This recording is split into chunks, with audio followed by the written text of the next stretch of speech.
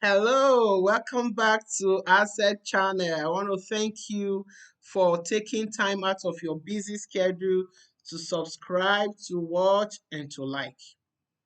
It is because of you, like you are the reason why I can come back, sit here, and make more videos. I really want you to know that your watching, your likes, and your subscription means so much to me. And if you are new to this channel, this is Assets Channel. And here in Asset Channel, I take time to make research about information that will help you to pave your way smoothly to any country of your dream without falling prey of these people who call themselves consultants or agents that just rip people off their money. So when you share, when you click on the share buttons, when you subscribe, when you comment, when you like, you are joining in this wonderful fight against those fraudulent people. So we can do it. Let's continue to share. Let's continue to like. Let's continue to subscribe. So without much ado, we're going to go straight to the topic of today. We'll be talking about student visa. So what is student visa? So student visa is the visa you get when you apply to study in Canada. Just as simple as that. But before you get the visa, there's a process you have to go through. And what I always tell people, the first process starts with you.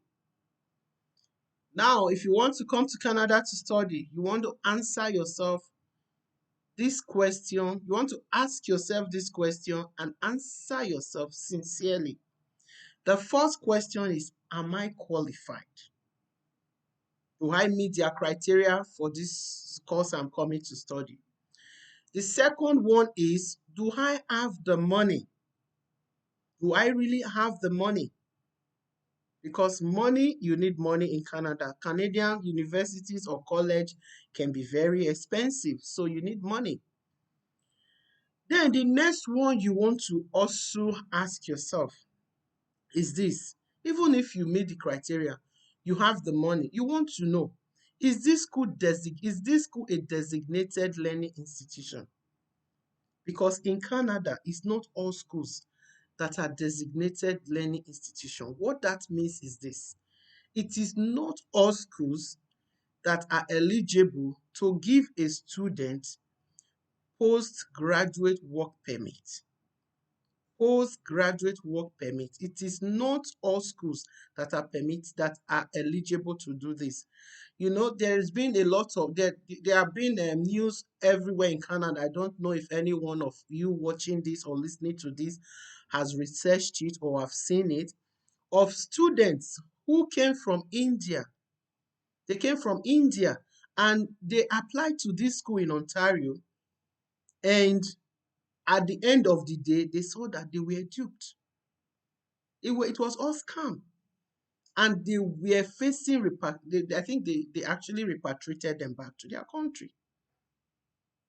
So we want to be sure that we answer these questions correctly. So now if you meet the criteria, you are eligible to study, you meet the criteria for this course you are going to study. Now you have the money, now the school is designated. You want to also ask yourself the fourth question, what am I studying?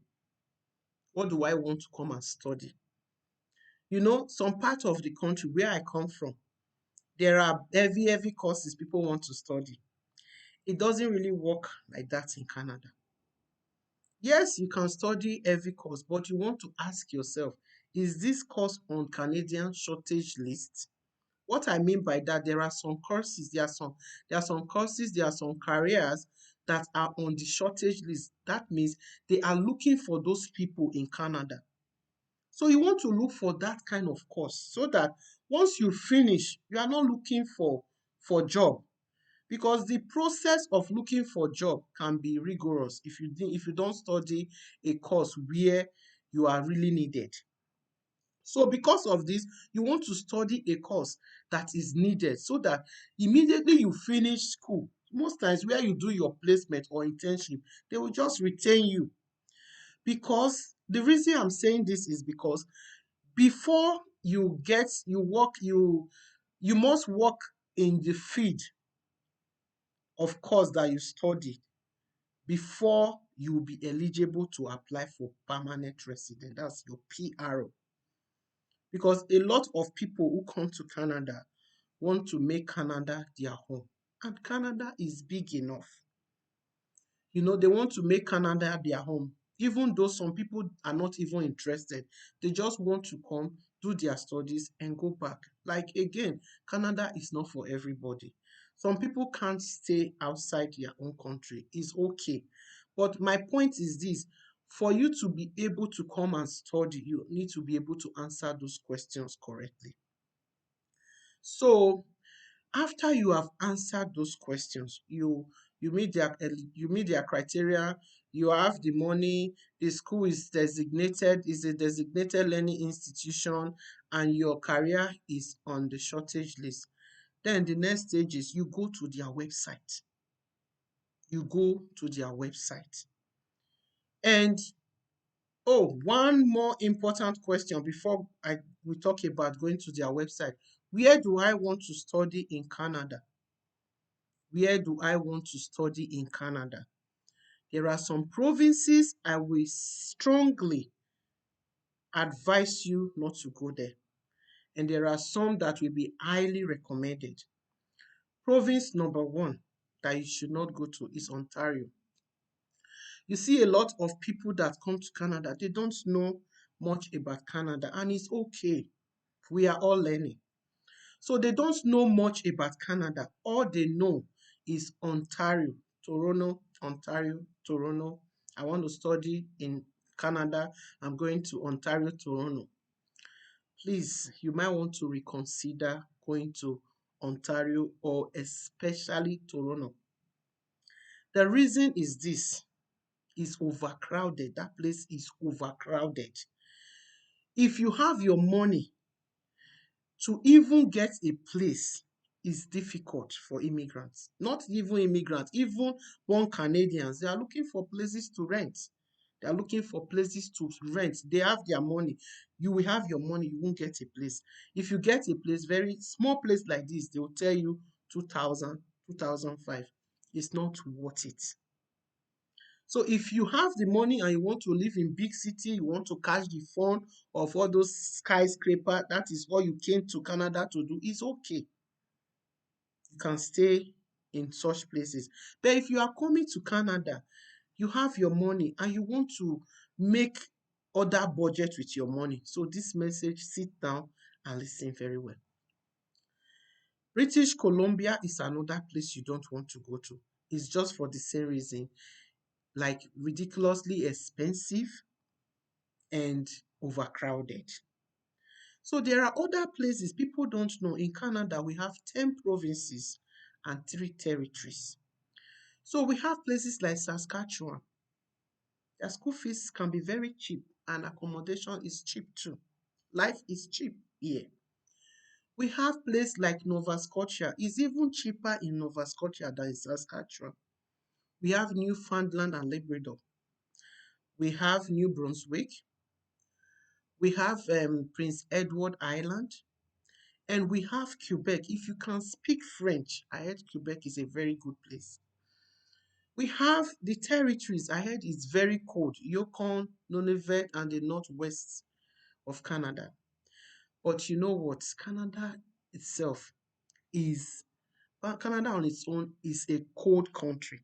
So if you can live in any province in Canada, you can invariably live anywhere. So do not get discouraged. The reason I'm saying this is this.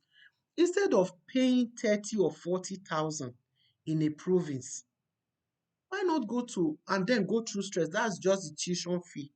You don't, that's no, there's no, you have not talked about what to eat, your accommodation, and other expenses. Why not go to a place where you can pay like 15,000?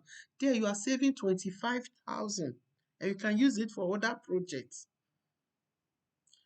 So once you have done this, you want to ask yourself, how much can I pay? How many years can I pay for? If you have a degree in your country and you want to do a master's, it's okay. But masters in Canada, most masters in Canada, in most provinces, takes you 2 years. And when you are talking about masters for international students, the lowest you can actually get might be like 15 to 30, 35, 40,000. It depends on the province. And you have to do that for 2 years. But if you come in and do like a certificate course, and not just any certificate course, you want to do a certificate course that is high in demand. So if you do a certificate course, you do that for like 1 year or 8 months to 1 year, then you can get a postgraduate work permit for another 1 year. So a lot of people do 2 years course because once you do a 2 year course, you have 3 years postgraduate work permit. And most times, before you finish your 3 years work permit, you'll be eligible to apply for your PRO, which is permanent resident.